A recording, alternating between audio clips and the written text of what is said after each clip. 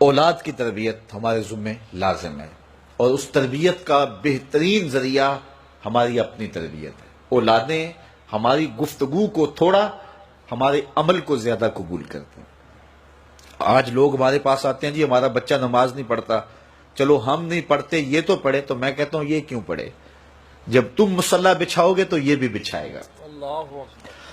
تو ہم نے اپنے عمل سے اپنی اولاد کو جو ہے وہ سیدھا کرنا ہے اور ان کو درست راستے پہ لانا ہے۔ بالخصوص بچے جب چھوٹے ہوتے ہیں اس وقت وہ ماں باپ کی بات کو غور سے سنتے ہیں، انہیں ماں باپ سے بہت زیادہ محتاجی ہوتی ہے، ضرورت مند ہوتے ہیں، اور ماں باپ کی عادات کو کاپی کرتے ہیں۔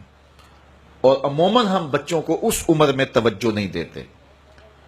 4 سال سے لے کر کے 8-9 سال تک کی عمر کا بچہ انتہائی توجہ کا مستحق ہے کہ ماں بھی توجہ دے، باپ بھی توجہ دے۔ اس کے بعد پھر آہستہ آہستہ وہ مانوس ہونے لگتا ہے اپنے دوستوں سے، اور بالخصوص 12-13 سال کے بعد وہ مانوس ہو جاتا ہے اپنے دوستوں سے۔ پھر اس نے جو سیکھنا ہے وہ دوستوں سے سیکھتا ہے۔ اگر دوست اچھے ہوں گے وہ اچھائیاں سیکھ جائے گا، اگر دوست برے ہوں گے تو وہ برائیاں سیکھ جائے گا۔ اس وقت ہم پریشان ہوتے ہیں کہ ہماری اولاد ہمارے پاس بیٹھتی نہیں ہے۔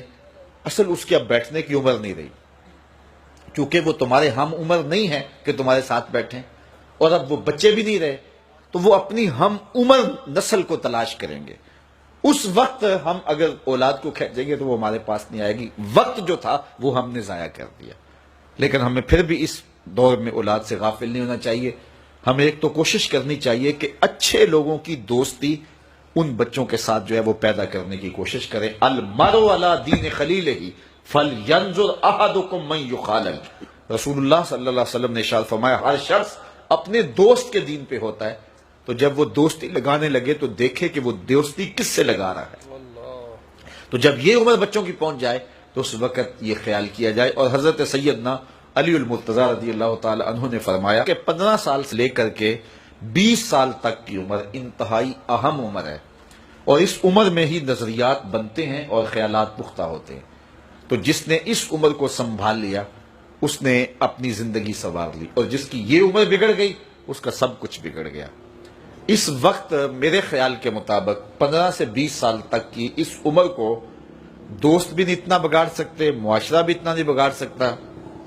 اس عمر کو اس وقت سب سے زیادہ جو چیز بگاڑ رہی ہے وہ ہمارا سوشل میڈیا ہے، ہمارا الیکٹرانک میڈیا ہے، اور یہ موبائل جو ہر بچے کے ہاتھ میں آ گیا ہے۔ تو کم از کم 15 سال سے لے کر 20 سال تک کی عمر کے بچوں کو آپ موبائل لے کر نہ دیں، اور انتہائی ضرورت پر ان کو استعمال کرنے کی اجازت دیں۔ باقی ان کو اس عمر کے اندر اگر آپ نے اجازت فراہم کر دی اور وہ آپ کے کہے میں نہ رہے تو یہ ایسی بربادی ہے، ایسی تباہی ہے کہ جس کا ازالہ بعد میں بہت مشکل ممکن ہوگا۔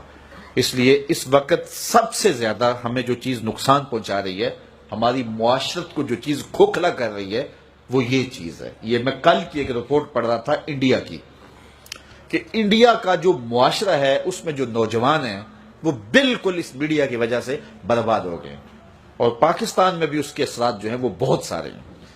لیکن یہاں اب بھی کوئی شرم و حیا موجود ہے، لیکن اگر ہم نے اپنی نسل کے آگے بند نہ باندھا تو یہ میڈیا مغرب کی جانب سے ہماری معاشرتوں کو تباہ کرنے کے لیے ایک ہتھیار کے طور پہ استعمال کیا جا رہا ہے، اور ہماری نسل بڑی تیزی کے ساتھ جو ہے اس کا شکار ہو رہی ہے، اور گھر لٹ رہے ہیں، شرم و حیا وہ جو ہے وہ اس کا جنازہ نکل رہا ہے۔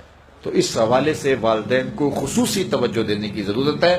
پھر ہاتھ ملیں گے تو پھر جو ہے وہ اس کا کوئی علاج نہیں ہوگا۔